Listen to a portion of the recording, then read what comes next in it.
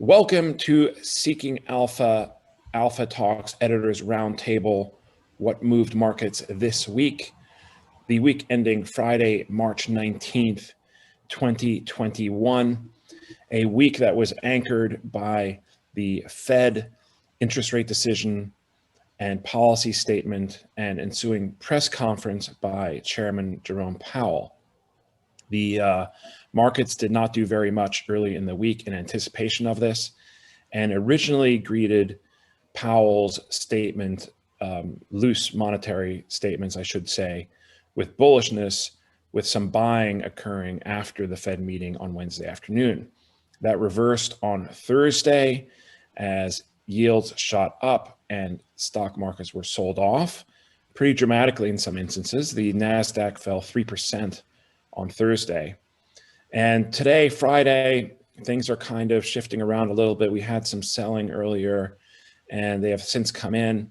Nasdaq is now up for the day. And we're looking at losses, but not very big losses for the major indexes for this week. So a big week, especially when it comes to Fed policy, a lot of commentary around that. And I'm looking forward to what my colleagues have to say about it. I will introduce them now. I am joined by Seeking Alpha editors Brad Olison, VP of News, Kim Kahn, Senior News Editor, Stephen Alfer, Managing Editor of Breaking News, and I am your host and moderator, Nathaniel E. Baker, Senior Editor of Strategic Contributors. Kim, let's start with you. What was your take on the events of the week? Well, it's been another volatile week, and we've had to deal with stocks kind of being dragged around by yields again. But I think it's also one of those weeks that kind of maybe seemed worse than it was because of Thursday's sharp sell-off. But we've got the Nasdaq maybe looking at if it goes down for the week, it would be 4 out of the last 5 that it's been lower. But it's starting to gain some traction today as we were talking, and could actually maybe gain some more traction, pull out a win. Just barely for the week. I think inflation has been on everyone's mind, and not whether or not there is inflation. I think pretty much people are agreeing that there is. If you looked at the Philly Fed that was out this week, the prices paid index jumped to the highest level it's ever been. It's been since March 1980. So there's definitely, the prices received also spiked sharply. So there's definitely inflation being seen. There's inflation in the pipeline that we're getting data on. Now the question is whether it's good or bad inflation. And a lot of times, everyone's like, okay, rates are up and the market's going to sell off. But we've had good years where rates have been going up a bit because of growth, and the market's gone up along with it. So there's been I think a lot of debate about that. And also we're kind of seeing maybe some more evidence of rotation, which is not necessarily rates driven. Just people just still are looking at growth and looking for these reopening stocks, cyclical stocks, and selling some of the bigger tech names to buy those stocks. And that's going to have an outsized impact on the indexes. Yeah, and I guess the question is also whether the inflation that we're seeing is transitory, to borrow the Fed's term, which basically apparently means they can just ignore it, or if it's something a little bit more permanent, which might get them to start tapering. Brad, what's your take? Who are the winners and losers? This week was a cyclical rally. You saw airlines take off, literally, partially on the TSA data that we saw as travelers start to move around the country a little bit more aggressively. You have American Airlines, Alaska Air, United Airlines, all up about double digits. Interestingly enough, I think Stanford Bernstein even called out some of the value names, or more traditionally cyclical names, as screening for momentum. So that's one of the first times that's ever happened, or has happened since 2016, where the value names are now technically momentum names because of this upswell of equity interest that we've seen over the past couple of weeks really pick up steam. And so, that involves autos, materials, energy, et cetera, over the past few weeks. Although this week, energy was clearly a loser on that steep drop off that we saw in oil. You had Marathon Oil, Apache Oil, Occidental Petroleum. They took it on the chin. Crude, I think, had its worst day since September earlier this week. So outside of the energy names there, the cyclicals were still the big winner. Obviously, I think Powell tried to assuage our concerns about how aggressive the Fed was going to be. I think he just issued another editorial earlier today discussing, trying to reassure the markets that, hey, I'm still a dove, even though quite a few of the members did express an interest in raising rates before 2023. Still a minority of them, obviously, but definitely a value stock and cyclical oriented week. One thing that I would point out, though, interestingly, as we are still near our highs, as Kim pointed out, it was volatile, but we're still towards the upper end of our ranges. MKM's Michael Darda came out with a note this week, noting that most of the market is well overpriced. I think he pointed to the fact that the market is now at a 57% premium to its recent 6-year range, and that even when you adjust for the lower interest rates, you're looking at a 30% premium. And he talked about the upcoming environment, the fact that the Fed liquidity is going to be drained. You had higher taxes probably on corporations, and the SPAC interest recently. And so he pointed out that there were probably quite a few names in the Nasdaq 100 that were trading with price to sales ratios in the double digits that he says are poised to come off a little bit. He didn't point out any names specifically because he is supposed to be more of a macro strategist. I will point out those names, however, for our listeners. They all tend to be the names that we're all familiar with in the Nasdaq 100. All these, mind you, have price to sales ratios in the double digits. You have Moderna, Zoom, Atlassian, DocuSign, Tesla for one, and Peloton. Yeah, Peloton was right at the cusp of double digits as of my screen earlier this morning, coming in at a price to sales ratio of 10. All the other ones are much higher than that.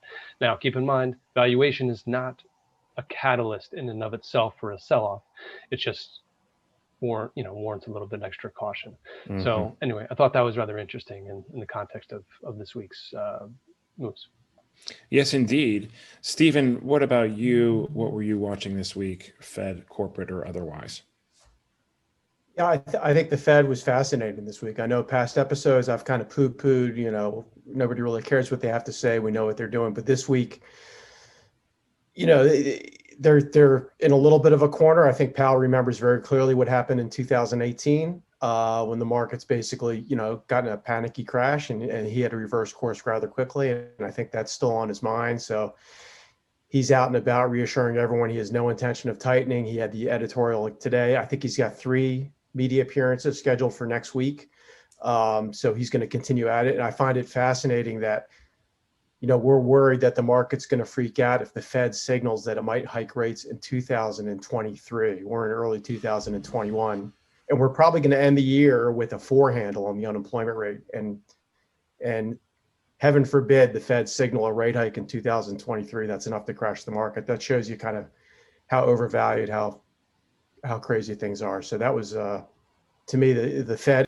All right, well, let's move on to the second segment of the show where we discuss our favorite Seeking Alpha articles or news coverage that we've seen this week. And let's start with Kim. Well, I wanted to look a bit at, we haven't talked about GameStop in a little while, so I'm going to go back to that because it's now set to be snap a 3-week winning streak, where at the end of the last week, it was up 550%. Now it's going to be up around 350% if it stays at these prices. But we're seeing these kind of, I guess I could call them post-squeeze aftershocks, where you're getting another rally, a sharp rally in these shares coming up, and then they come back down a bit. And we'll see where they settle down, but they all seem to be settling up at a higher place. I mean, it's going to go, say GameStop's going to go into its earnings, next week, next Tuesday as a $200 stock. And that just, makes it a very interesting playing field for all the analysts who are all like, going to be looking at the numbers, going to be looking at the conference call, trying to tell them what the business is going to do. But are they, all going to have a sell because they don't think it's worth $200? I mean, that's the thing. We did an article on kind of the office politics at Goldman Sachs. Some of the junior analysts let leak to Bloomberg or the Wall Street Journal, a little internal poll they had done where they're complaining about having to work 100-hour weeks and Of course, there's an IPO boom, a SPAC boom going on. So business is booming at these banks, and there's a lot of investor decks to put together and a lot of regulatory things to put together on short notice. And that's kind of the nature of the beast. And I have a feeling it was leaked in response to a weekend article where the CEO, David Solomon, kind of let loose that he was having lunch in the Hamptons last summer on a weekday, and some junior bankers had the temerity to come over and introduce themselves to him. And he's like, why aren't these guys working, or why aren't these guys in the office? So they quickly kind of fired back with this survey. Hey, we have lives too. The fact of the matter is, when you're a junior banker at an investment bank, you do not have a life. You sell your soul, and in exchange you get a cratefuls of money, but that's the way it goes. Yeah. All right, Brad, what about you? Well, my story would have been a perfect segue from Kim's. We're talking about the short-term trading, faction trading, the boom of the retail investor. The one story that jumped out to me was Palantir's CEO. There was a story this week where he was speaking at the Executives Club of Chicago. His comments were also picked up on CNBC.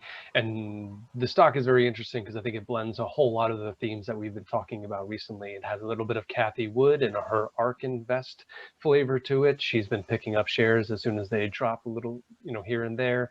It's also got the direct listing flavor, which is all in vogue amid the decline in traditional IPO process.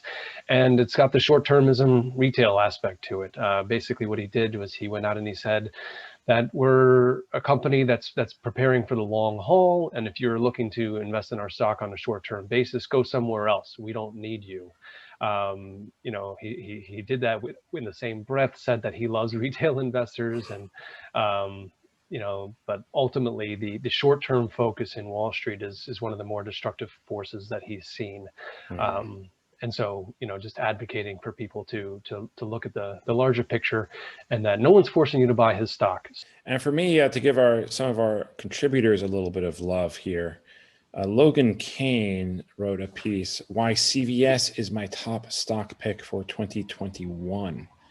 And he says CVS has been flying under the radar here, and it presents one of the most compelling opportunities in the market today, trading at a bargain basement price of 7 times free cash flow, with positive catalysts coming in to increase their earnings power. The market is not giving CVS enough credit, he says. And he says this is a low risk bet. You don't stand to lose very much if you go in here, and he sees that this is a good investment opportunity.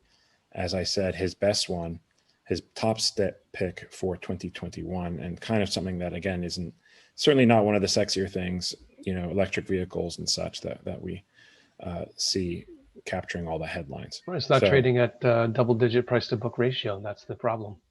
Yeah, I guess not. Yeah, and the forward PE is less than 10, whatever that. Yeah, and then they do have a little bit of a dividend there too. 2.7% at current prices, which is obviously, I don't need to tell anybody, a lot more than your savings rate gets you. All right, that's all we got for this week. Remember that if you are watching the video, and you should definitely download the full audio podcast, as there are certain elements of the video that are cut to make it a little bit more uploadable. And to get the audio, you have to subscribe to the Wall Street Breakfast podcast, which you can get on any podcast software for watching and listening, as the case may be. And look forward to speaking to you again next week.